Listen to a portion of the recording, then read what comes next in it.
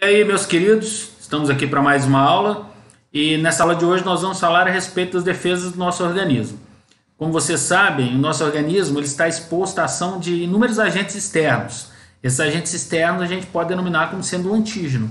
Um antígeno pode ser um vírus, pode ser uma bactéria, pode ser um fungo, pode ser um verme, pode ser uma toxina, que no caso é uma proteína venenosa. De forma generalizada, a gente pode trabalhar essas defesas como as defesas chamadas de defesas inespecíficas e as defesas específicas. Vocês vão ver ao longo da aula que nós temos 3 linhas de defesa, um verdadeiro exército para a gente combater esses antígenos. Então segue o fio comigo e vamos lá dar uma olhada em relação a esses tipos de defesa que nós temos no nosso organismo. No caso, quando a gente fala a respeito das defesas inespecíficas, são aquelas onde não tem um antígeno-alvo, não tem um antígeno específico, elas agem de maneira generalizada. E as defesas inespecíficas, elas são 2 linhas. A primeira linha de defesa, que é composta pela pele e pelas mucosas, tecido de revestimento interno, pelas secreções produzidas pelo organismo, como por exemplo saliva, glândulas lacrimais, enzimas digestivas, por nossa flora intestinal, que também atua no combate a antígenos, e até mesmo pelo peristaltismo, pela ação da contração da musculatura durante a digestão, que também funciona como uma barreira no combate aos antígenos. A nossa segunda linha de defesa, nessas defesas chamadas de defesas inespecíficas, acontecem por meio de inflamações, por meio da ação de células específicas que realizam um processo chamado fagocitose, que daqui a pouco eu lembro para vocês o que seria essa fagocitose, por substâncias produzidas pelo organismo, geralmente enzimas, que são enzimas antimicrobianas, e também por ação de elevação de temperatura. A febre é um sinal de invasão do organismo, e elevação de temperatura significa também combate ao antígeno. Gente, quando eu comecei a falar dessas defesas inespecíficas, eu falei das barreiras do organismo, né? Por meio de secreções e barreiras naturais, como é o caso da pele. A pele é dividida em camadas específicas, como vocês estão vendo, né? A primeira é a epiderme, depois a gente tem a derme e depois aqui a hipoderme. Em termos de defesa, a primeira linha, que é da epiderme, nós temos essa camada superficial da pele aqui, que é a camada córnea, que é queratinizada. Ela é composta basicamente pela proteína chamada queratina, uma proteína de revestimento. Isso aqui já é uma proteína, é uma barreira natural para evitar a entrada de micro-organismos. É lógico que não retém a entrada de todo e qualquer tipo de micro-organismos. Boa parte deles tendem a ser retidos, mas alguns, só para vocês terem um exemplo, não um micro-organismo em si, mas um antígeno. Existe uma verminose chamada esquistossomose, que é provocada por um verme chamado Schistosoma mansoni. A larva do Schistosoma mansoni, chamada larva cercária, ela contamina o organismo humano ao romper justamente essa nossa primeira linha de defesa, ao romper justamente a pele. A larva perfura a pele. Então essa nossa primeira linha de defesa, que é a nossa pele, que impede a passagem de muitos antígenos, porém não todos. Quando eu falo para vocês também de ação de determinadas secreções, eu posso falar diretamente da ação das glândulas chamadas de glândulas lacrimais. Elas produzem as lágrimas. A lágrima, além de lubrificar e evitar o ressecamento da córnea, ela possui uma enzima chamada lisozima. A lisozima impede a multiplicação de micro-organismos e também é considerada uma barreira. É uma defesa inespecífica, não tem um antígeno específico que ele vai impedir, mas um bom grupo desses antígenos podem ser impedidos por meio desse tipo de defesa. Na nossa traqueia, por onde passa o ar que nós respiramos, ela é totalmente revestida por muco, que é uma substância, e também por cílios. A função do muco e dos cílios, inicialmente, é filtrar a passagem do ar. E nessa filtragem ocorre a retenção de micro-organismos, também funcionando como uma barreira e atuando na nossa defesa imunológica. Seguindo a linha aí das chamadas secreções, eu posso citar as secreções que são produzidas no nosso tubo digestório. Durante a digestão atuam enzimas, dentre elas uma que eu acabei de falar com vocês, que atua nas lágrimas, as lisozimas, que impedem a multiplicação de micro-organismos. Elas também estão presentes durante o nosso processo de digestão. Muitas enzimas, como por exemplo o suco entérico, o suco pancreático, possuem também enzimas que combatem a ação de micro-organismos e são altamente eficientes no combate aos antígenos.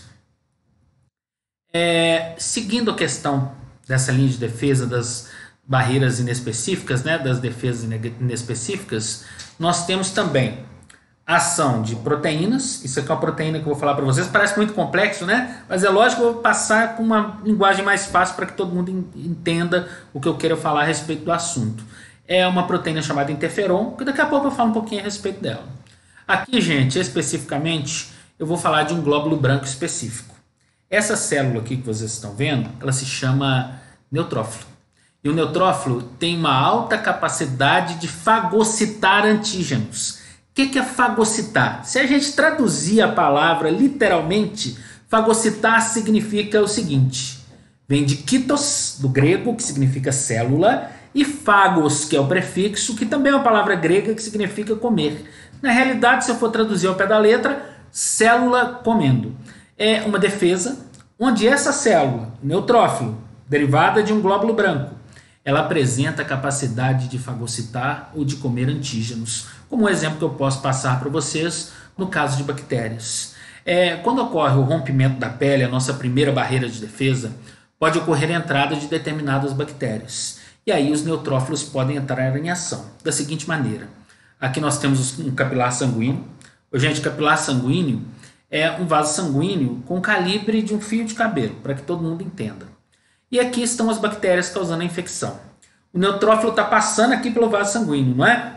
Só que o neutrófilo tem uma capacidade especial. O que é essa capacidade em especial? Ele tem a capacidade de sair do vaso sanguíneo. Isso tem um nome específico, se chama diapedese. Então o neutrófilo que está aqui na circulação, está aqui no capilar sanguíneo, por meio de diapedese, ele extravasa o vaso sanguíneo. Ele sai do vaso sanguíneo e vai para o local exato da infecção, onde ele encontra, por exemplo, essa bactéria aqui. Então, quando ele encontra essa bactéria, ele tem uma modificação na membrana, que se chama pseudópode, e por meio do pseudópode, ele fagocita, ele engloba essa partícula. Essa partícula aqui internamente, ela vai ser envolvida por uma cápsula chamada fagossomo. O fagossomo, ele vai, por meio de enzimas digestivas, vai digerir essa bactéria, vai matar essa bactéria. Só que ao final do processo, o que acontece? Os neutrófilos morrem, as bactérias também, e costuma no local, um sinal de infecção, que também é uma defesa do organismo, se formar um pus. Gente, esse pus não fica aqui pela eternidade. Tem uma outra célula que também realiza processos semelhantes. Essa célula se chama macrófago. Fagos, comer, macro, grande. Uma célula que come coisa grande. Ela vem cá e se alimenta por meio de fagocitose de toda essa massa amarelada, de todo esse pus, significando neste momento o fim da infecção. Além dessa questão aqui, né, da ação dos neutrófilos, da ação dos macrófagos por meio de fagocitose, existe a ação por meio de proteínas antimicrobianas. Uma dessas proteínas antimicrobianas se chama interferon. O interferon é uma proteína que tem a capacidade de atrair os neutrófilos para o local da infecção e também tem uma ação específica evitando a proliferação de vírus no local. Então também é uma ação e é considerada uma barreira inespecífica. Bom, pessoal, finalizada essa questão das barreiras inespecíficas, nós vamos agora às barreiras específicas ou defesas específicas. Essas defesas específicas, ela tem um antígeno-alvo. Elas combatem exatamente aquele agente causador da doença. Ela é realizada por meio de células, são glóbulos brancos e são dois grupos de glóbulos brancos. Os linfócitos, denominados de linfócitos B, e os linfócitos chamados de linfócitos T. Só por meio de curiosidade, linfócito B tem essa denominação porque quando ele foi identificado pela primeira vez, foi na região da cloaca de galinhas, que é uma região chamada de Bursa de Fabrícios. Bursa. Então, como ele foi encontrado na Bursa de Fabrícios inicialmente, recebeu a denominação de linfócito B. O linfócito T tem essa denominação porque ele é produzido no timo, que faz parte do nosso organismo. Então aqui nós temos uma ação diferenciada dos linfócitos, são glóbulos brancos, na ação de combate aos antígenos. No caso dos linfócitos B, eles são responsáveis pela imunidade que a gente chama de imunidade humoral.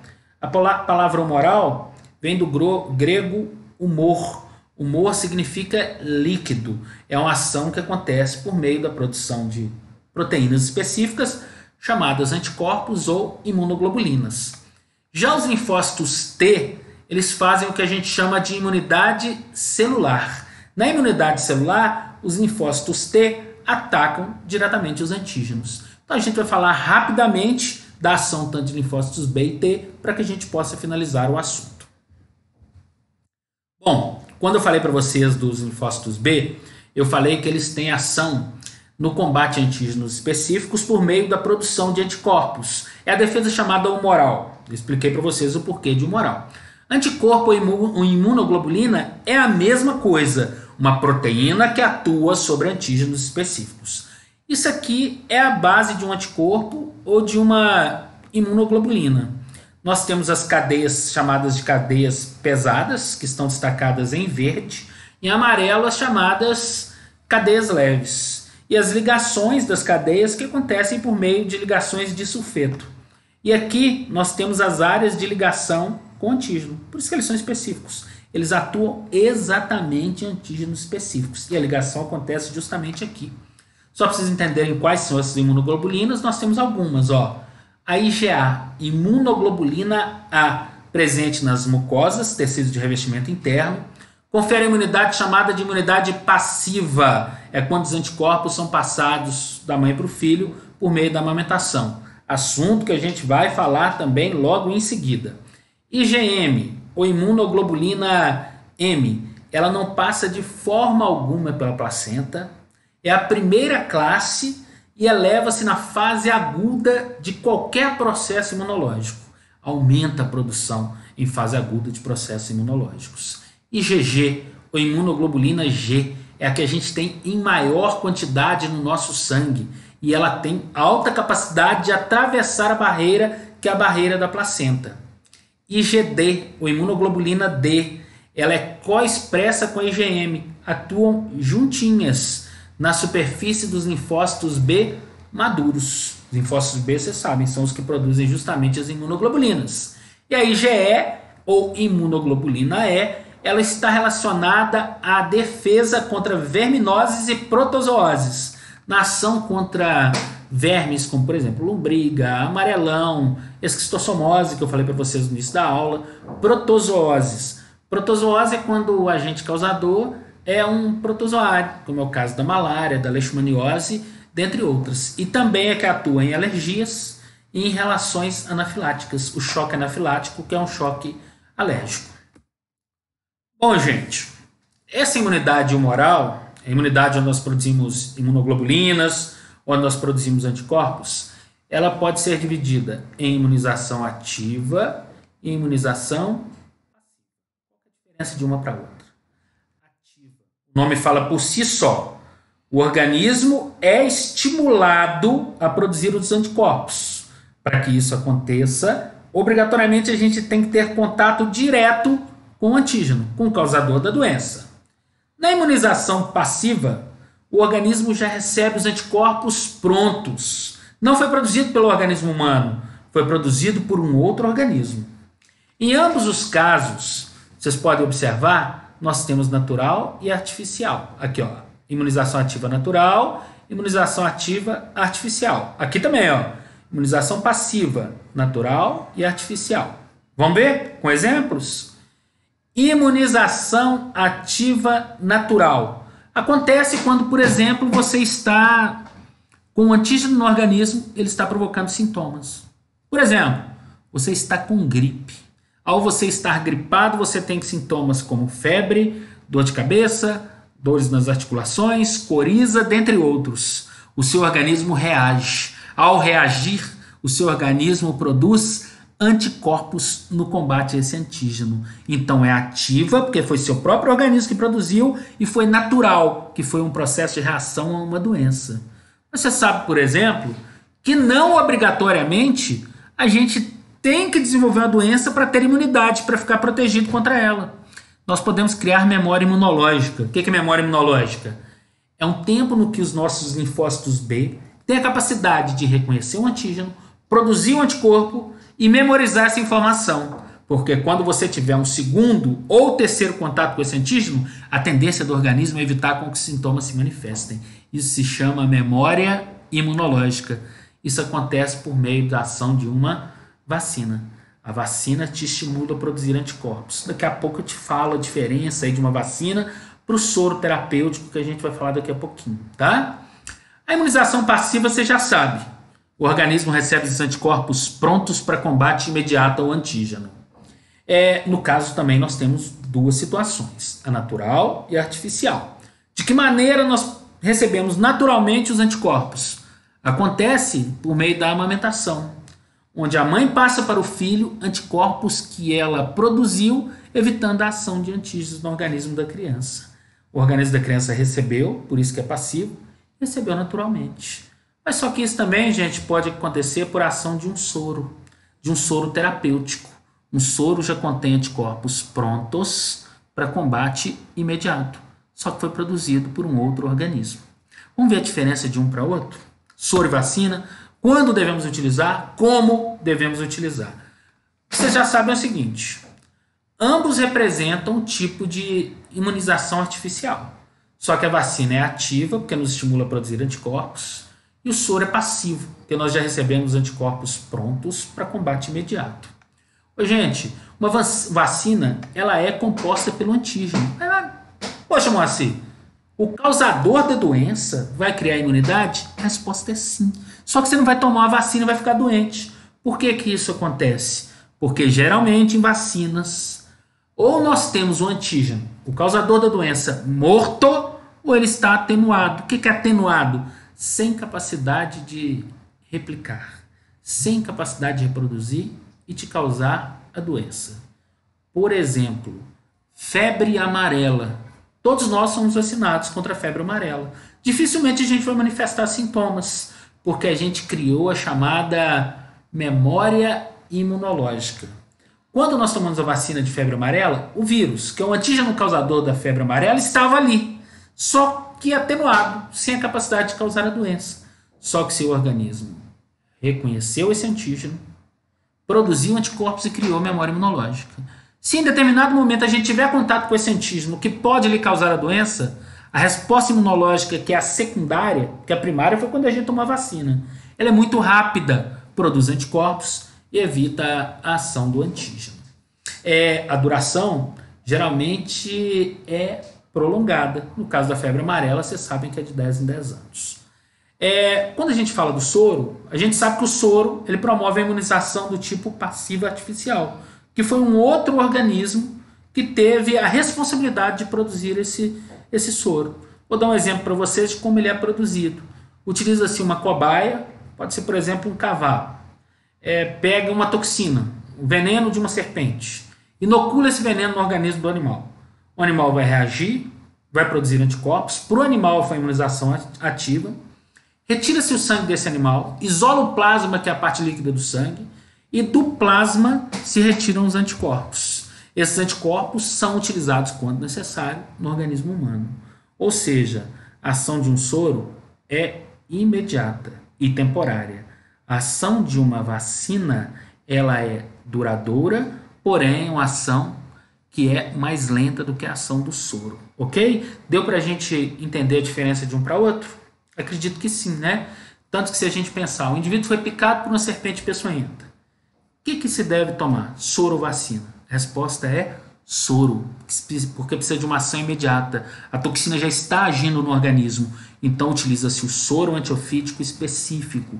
Para picada de cascavel vai ter um, para picada de jararaca vai ter um, para coral vai ter outro, tá? Mas não quer dizer que se o cara não sabe identificar qual foi a serpente, não vai se utilizar algum soro no indivíduo. Utiliza-se sim o chamado soro polivalente, que também vai ser eficiente.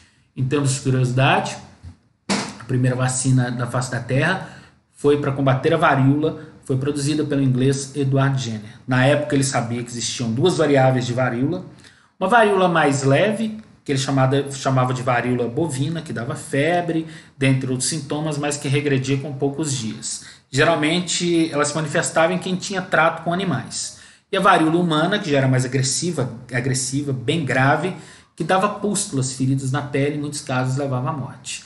Edward Jenner, por observação, viu que quem pegava a varíola bovina, a mais simples, ficava protegido contra a varíola humana. E ele resolveu testar em uma cobaia.